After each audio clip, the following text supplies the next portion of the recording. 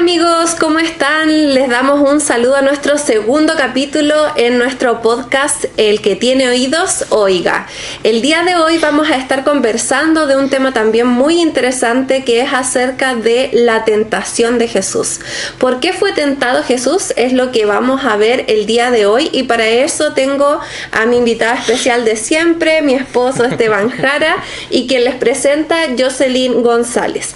Bueno, vamos a comenzar entonces nuestra conversación acerca de por qué Jesús fue tentado si era el Hijo de Dios. Sabemos que hay un sacrificio detrás, que es la crucifixión, y queremos saber, yo creo que hay muchas personas que se preguntan por qué, si ya tenía que cumplir con esto, que era un sacrificio enorme, tenía que ser tentado. ¿Por qué pasa esto? Cuéntanos. Bueno, Hebreos dice que no tenemos un sumo sacerdote que no sea capaz de entendernos. Él fue tentado en todo, pero sin pecado. Cristo Jesús, cuando toma la decisión de venir a este mundo, entregar su vida, tuvo que pasar por las pruebas que nosotros de alguna forma tenemos que enfrentar. Él tuvo que pasar con cuerpo humano, con humanidad. Cristo toma la humanidad de Adán antes del pecado, pero con las consecuencias del cuerpo después de 2000 años de pecado aproximadamente. Wow. Entonces Jesús no tenía la naturaleza pecaminosa, tenía la misma naturaleza que Adán, pero sí tenía el cuerpo que el pecado había producido hasta ese minuto. Yeah. Sí.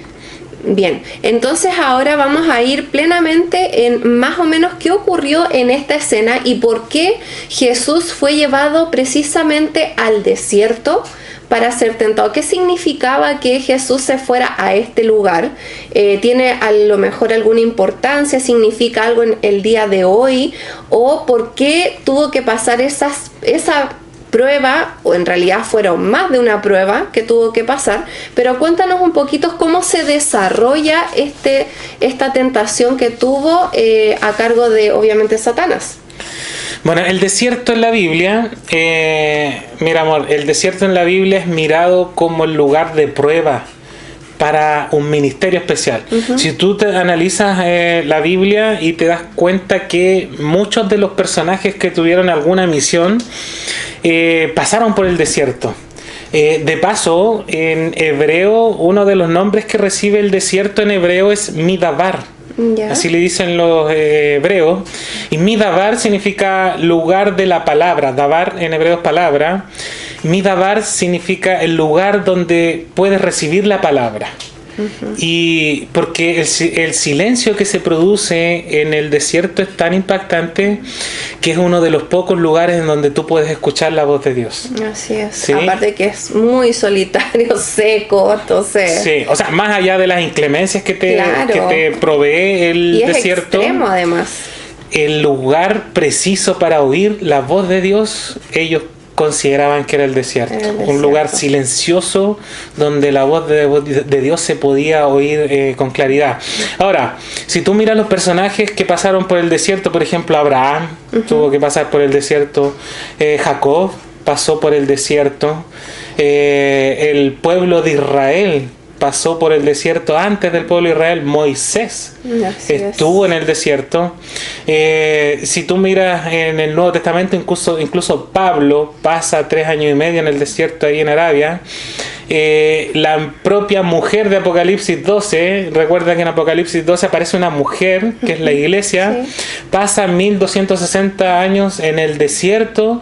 Es decir, el desierto era el lugar de la probación o de la prueba para una misión futura, luego del desierto. Jesús no es la excepción, y luego de que Él se bautiza, el Espíritu lo lleva al desierto. Bueno, en el idioma griego está la expresión así: upoton en neumatos. Upo o hipo en griego significa debajo de. De ahí viene hipotensión, por ejemplo. Hipocondríaco. Sí, tiene que ver. Hipo es bajo, tensión, bajo tensión. Bueno, lo que en griego nos quiere decir es que él va bajo el espíritu al desierto, y en hebreo, perdón, en el mismo griego allí en Mateo 4, si ustedes van a encontrar que dice para ser tentado por el diablo, y usa la misma expresión upo ton diabalón. Eso es lo que dice. O sea, pasa de estar debajo de el espíritu para quedar debajo de el diablo.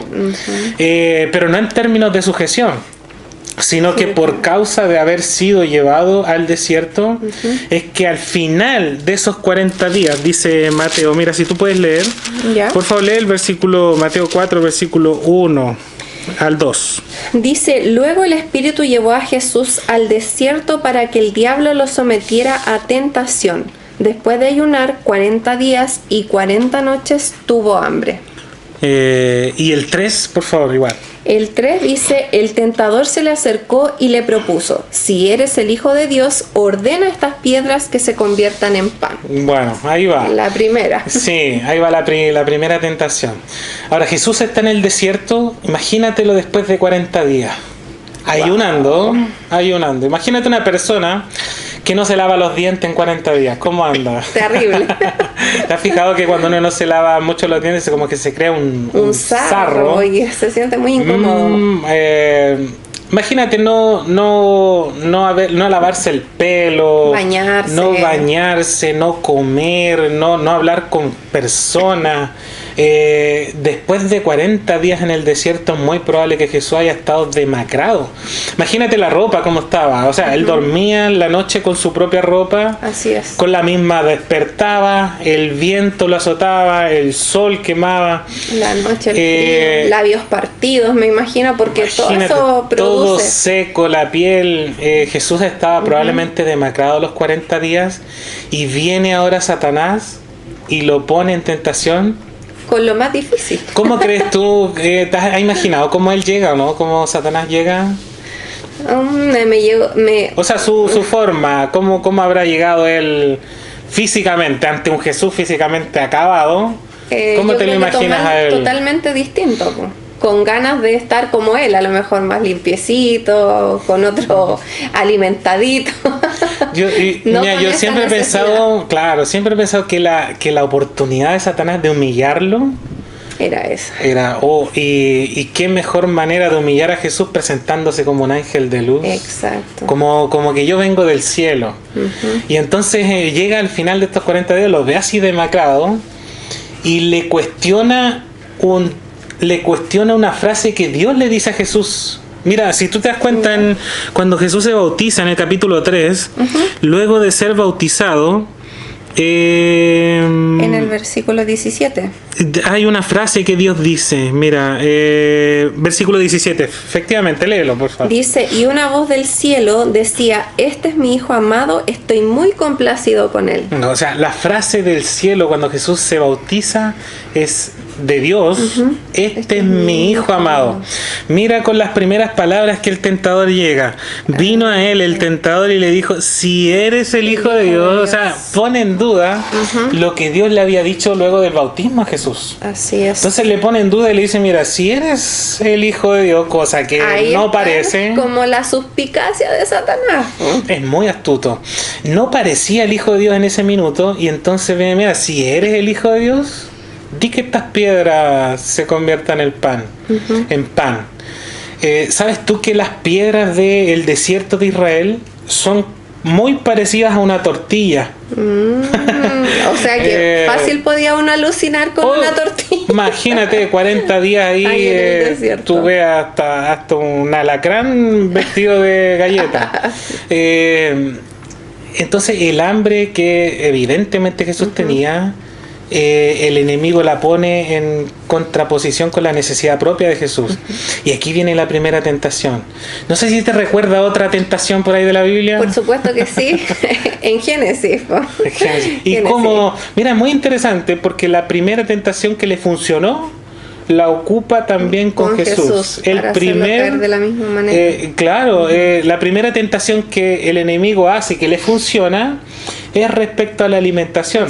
Ahora, hay una gran diferencia. Unos están en el paraíso con el estómago lleno, probablemente muy relajado, mientras que el otro está en una agonía después de 40 días de haber ayunado, con un hambre, me imagino, inmensa. Pero aún así, Jesús pudo vencer en el desierto cuando Adán y Eva perdieron en el paraíso. En el paraíso. La primera tentación funcionó con Adán y Eva, sin embargo con Cristo Jesús le dice: mira, convierte estas piedras que están aquí en pan. Es como una tortilla de rescoldo, imagínate, con arenita, muy parecida hasta el color. Y entonces la respuesta de Jesús es muy interesante.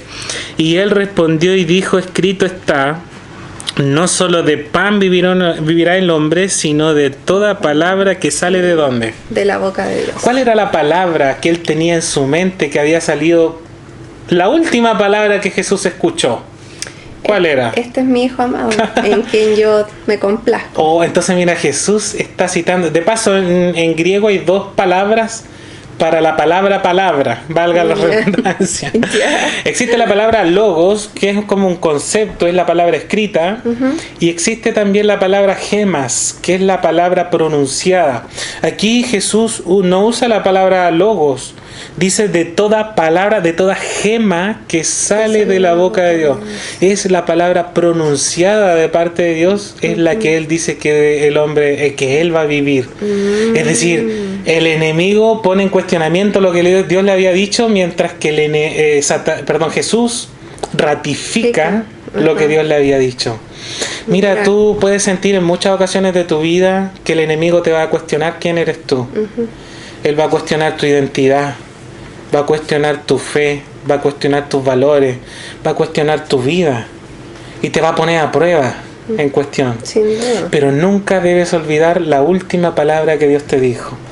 Y si tú no estás en constante preparación a través de su palabra, la voz de Dios hoy día la escuchamos a través de la Biblia. Así es. Es muy difícil que puedas defenderte de si no tienes palabra de Dios para decir. Así es. ¿Sí? Sí, estamos vacíos en ese sentido. Pero además de eso, no solamente fue tentado una vez, sino es que es como que no hay primera sin segunda y no hay segunda sin tercera. Fue tentado más de una vez. Es verdad. Pero Jesús siempre tuvo una respuesta firme y clara. Entonces, cuéntanos qué diferencia hay entre Jesús, quien recibió esta tentación, a cómo nosotros nos enfrentamos a las tentaciones hoy en día. O sea, ¿cuál es la diferencia que puede marcar entre él y nosotros? Porque claramente él nos dejó un ejemplo. Sí, algunos creen que Jesús, como era Dios, él sí podía vencer las tentaciones, porque es difícil que... y entonces se crea como una competencia desigual, aparentemente. Dios, como Dios, obviamente era mejor que nosotros. Así es. Pero la verdad es que Cristo era tan humano como tú y yo lo somos. Él fue tentado en todo. Y cuando la Biblia dice en todo, es en todo. Ahora, Jesús fue tentado en todo lo que en su época podía ser como tentación. Claro. Por ejemplo, Jesús nunca fue tentado con el reggaetón. A escuchar reggaetón, evidentemente no había. No estaba en la época. No fue tentado probablemente con cigarrillos, no fue tentado con elementos de, por ejemplo, ver pornografía. Eso no existía en la época. Así es. Pero Jesús fue tentado en todas las condiciones de tentaciones propias de la época, igual que tú y yo. Pero mira, hay una cosa también que yo creo que mucha gente se pregunta, o yo lo he escuchado por ahí en bastantes ocasiones, es que Jesús habrá sido tentado con alguna mujer, porque si bien es cierto, en la época no existía como esto tan tecnológico, pero sí estaba como en las mismas tentaciones de esos tiempos y de este tiempo, que en este caso sería como una debilidad las mujeres. Sí. Entonces muchos asocian a Jesús con María Magdalena. ¿Será que fue tentado en esa circunstancia o no tiene nada que ver con...? Mira, la Biblia no nos afirma nada al respecto de que Jesús haya sentido alguna atracción hacia María Magdalena, pero lo que sí Jesús sintió es compasión por ella, y de hecho la salvó de la vida que María Magdalena tenía, una vida difícil, que la Biblia tampoco asevera que era prostituta. No están los registros de que era prostituta, más bien probablemente tenía una vida difícil de soltería, de hecho tenía 7 demonios, pero no, la Biblia no registra nada al respecto de lo que el Código de Da Vinci en su época mostró, o este linaje real, o que muchos quieren ver el lado oculto de Jesús con María Magdalena y un linaje real al respecto. La Biblia no nos muestra nada de eso, al contrario, nos muestra que Jesús estuvo tan enfocado en su misión que no le dio ni tiempo de pecar. Y cada vez que el enemigo puso un tropiezo o quiso poner tropiezo, esos tropiezos fueron resueltos con éxito de parte de Jesús por la comunión que tenía con su Padre. Mira, Jesús fue tentado en todo, con las mismas tentaciones que nosotros podemos tener, ya sea físicas, mentales, a través de la comida, a través del olfato. De paso, el enemigo te tienta a través de tus sentidos. Él te tienta a través de lo que escuchas, te tienta a través de lo que ves, te tienta a través de lo que tocas, de lo que oles, de tus gustos. De paso, aquí lo tienta con la comida, o sea, con el gusto. Claro, con el gusto. Y después también tiene tentaciones que son respecto a tu ego. Mira, y de hecho está en el versículo 5. Mira, entonces el diablo lo llevó, aquí está la segunda tentación. Entonces el diablo lo llevó a la santa ciudad y lo puso sobre un pináculo del templo y le dijo: si eres el Dios, échate aquí, porque escrito está: a sus ángeles mandará cerca de ti. Y en sus manos te sostendrán para que no tropieces con tu pie en piedra. Aquí viene la segunda tentación. O sea, la primera no le funcionó. Con la alimentación falló. Quizá probablemente nosotros, ¿qué hubiese sido de nosotros? No sé, porque es la tentación más grande de todos los seres humanos. La comida. Lamentablemente. La comida. Bueno, esta segunda tentación, el enemigo lo lleva al templo, al pináculo, y le cita el Salmo 91. Mira, si tú miras el Salmo 91 es muy interesante. Es muy popular también, porque sabemos que mucha gente, yo me acuerdo, cuando yo era pequeña, mi familia no era cristiana, y yo vivía solo con mi mamá y mi abuelo, y siempre me acuerdo que teníamos aquí como entre medio de la Biblia, teníamos abierto esto, porque el Salmo 91 habla de aquel que habita en el abrigo del Altísimo. Es como un amuleto, por decirlo así, porque esto nos iba a proteger. Eso. De hecho, es el Salmo de la protección contra los demonios. Mira qué interesante.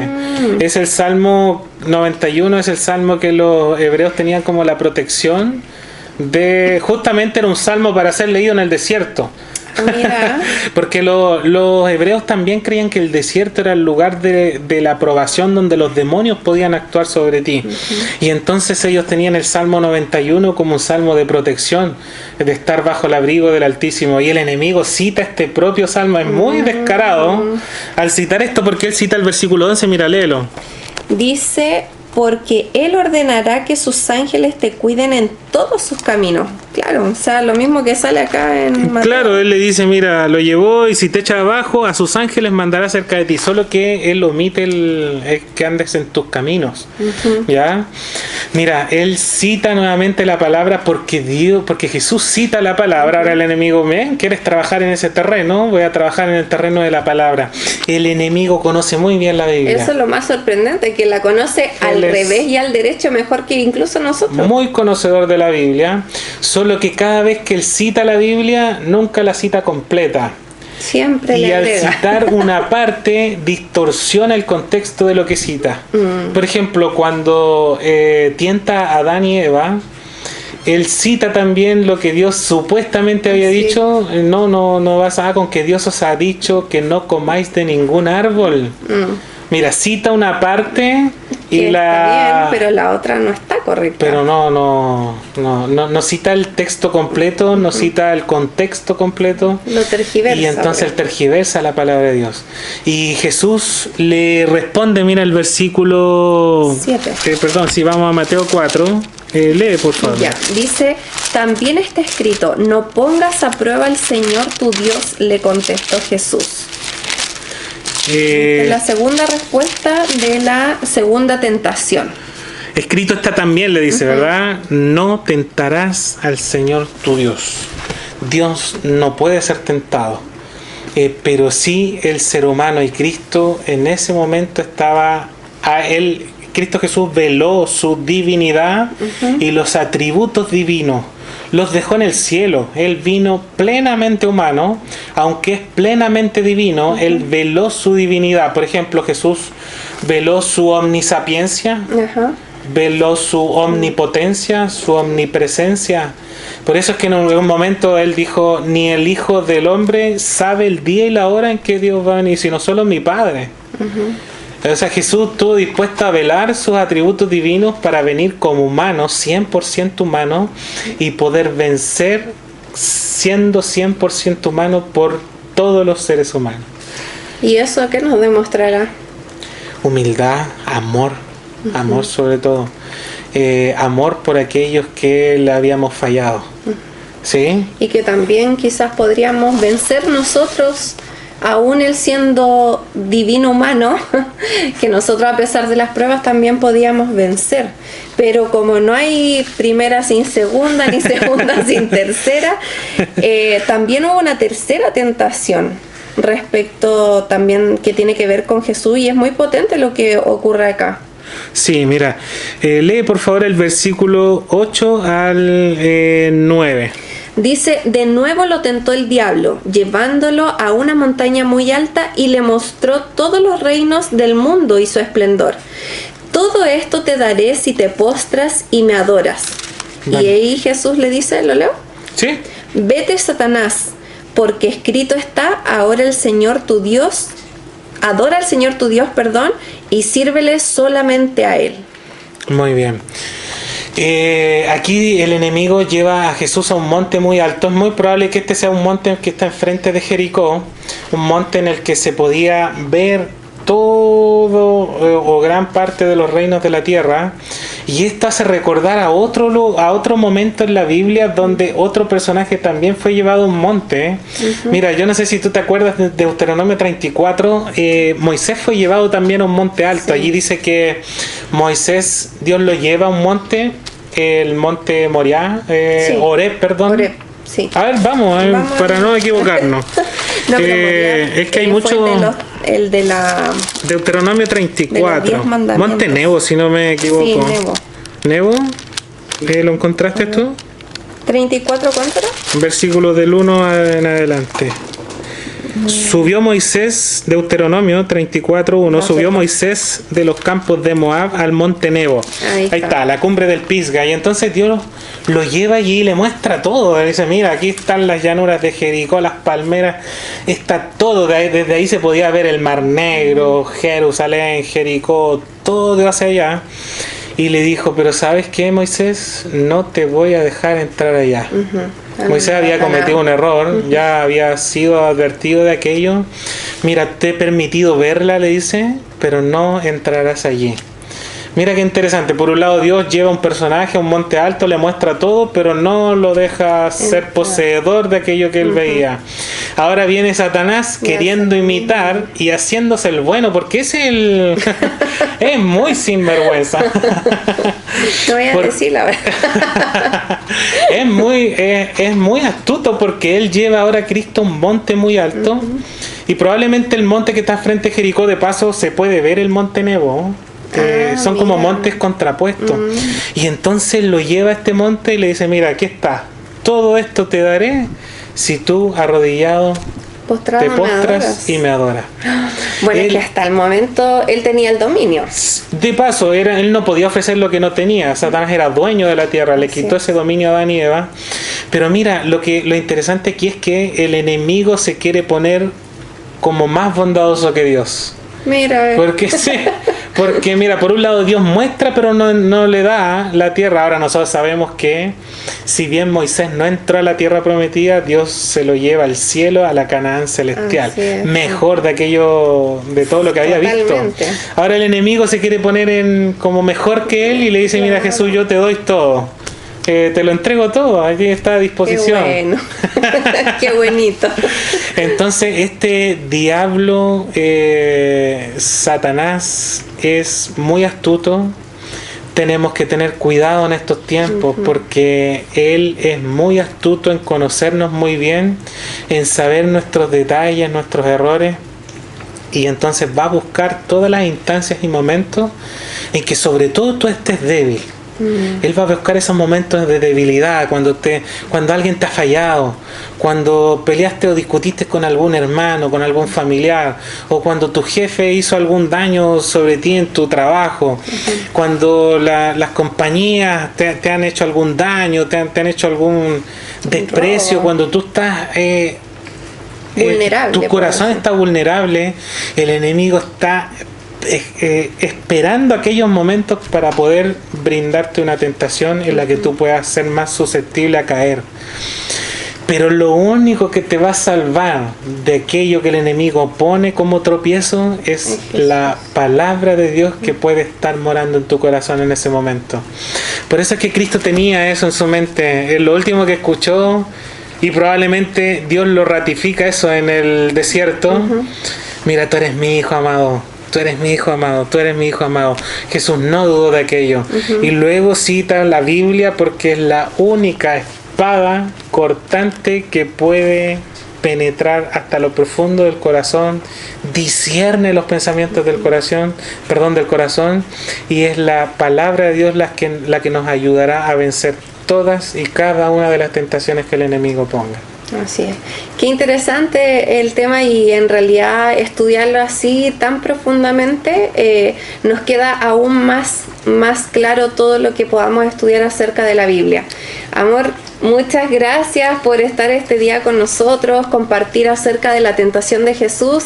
Y ya saben nuestros amigos, por lo último que mencionaste, es que el Señor nos va a dar la salida frente a todos, sobre todo si nos apoyamos en su palabra y también, además de su palabra, la oración, que es muy importante también hacerlo. Nos vamos a despedir por hoy día, agradecemos su compañía. Si tienen alguna pregunta, hemos estado conversando ahí un poquito, si los amigos tienen una pregunta, pónganla, porque después vamos a hacer un capítulo especial solo para responder aquellas inquietudes que tengas acerca de la Biblia, o si tienes algún cuestionamiento por ahí, lo puedes hacer con toda confianza, nosotros vamos a ir anotando, así que no te pierdas los próximos capítulos. Te dejamos muy invitados a nuestro podcast que se llama El que tiene oídos, oiga. Chao, chao. Chao amigos, chao.